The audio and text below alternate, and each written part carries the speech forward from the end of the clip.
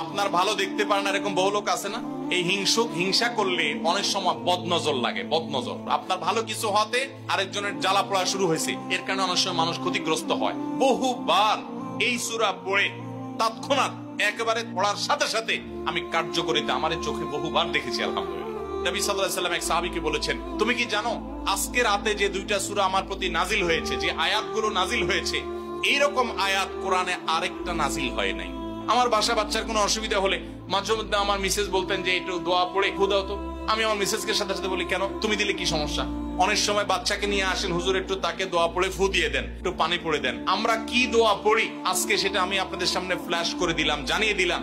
আপনার যদি কোনো বিপদ হয়, আজকে অনেক ভাই প্রশ্নে লিখেছেন, অনেক সময় মানুষ বলে, ভাই আমার বাচ্চাটার এই সমস্যা, আমার ওই ওয়াইফের এই সমস্যা, আমার স্বামীর এই সমস্যা, আমার এই সমস্যা, আমরা আল্লাহর কাছে আশ্রয় চাইতে জানি না। আজকে শিখে যান, এই দুইটা সূরা নাজিল হওয়ার যে প্রেক্ষাপট, সেই ঘটনা শুনলে আমাদের ঈমান আরো বেড়ে যাবে ইনশাআল্লাহ।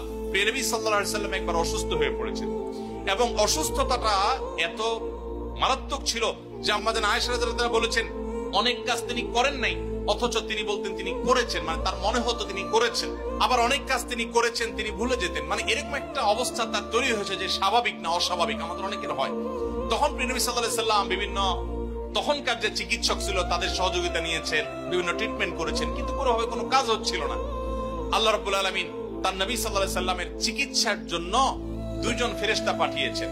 তাদের একজন ফেরেশতা নবী সাল্লাল্লাহু আলাইহি সাল্লাম স্বপ্নে দেখছেন যে একজন ফেরেশতা তার মাথার কাছে এসে দাঁড়িয়েছে নবী সাল্লাল্লাহু আলাইহি সাল্লামের, আরেকজন ফেরেশতা নবী করিম সাল্লাল্লাহু আলাইহি সাল্লামের পায়ের কাছে এসে দাঁড়িয়েছে। মাথার কাছে যে ফেরেশতা দাঁড়িয়েছেন, ওই ফেরেশতা পায়ের কাছে থাকা ফেরেশতাকে জিজ্ঞাসা করছিলেন যে এই লোকটার কি হয়েছে, অর্থাৎ নবী সাল্লাল্লাহু আলাইহি সাল্লামের কি হয়েছে। তখন পায়ের কাছে থাকা ফেরেশতা খুব মনোযোগ সহকারে শুনেন, পায়ের কাছে যে ফেরেশতা দাঁড়ায় ছিলেন উনি বলতেছেন, ওনাকে, অর্থাৎ আমাদের নবী সাল্লাল্লাহু আলাইহি ওয়াসাল্লামের কথা বলছেন, ওনাকে জাদু করেছে। পায়ের কাছে থাকা ফেরেশতা এটা বলার পর মাথার কাছে থাকা ফেরেশতা আবার জিজ্ঞাসা করলেন, কে জাদু করেছে?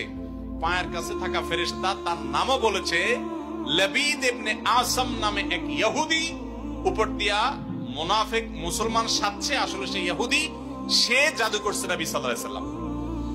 এটা বলার পর আবার মাথার কাছে ফেরেশতা জিজ্ঞাসা করলেন, জাদুটা কোথায় আছে, কিভাবে করেছে?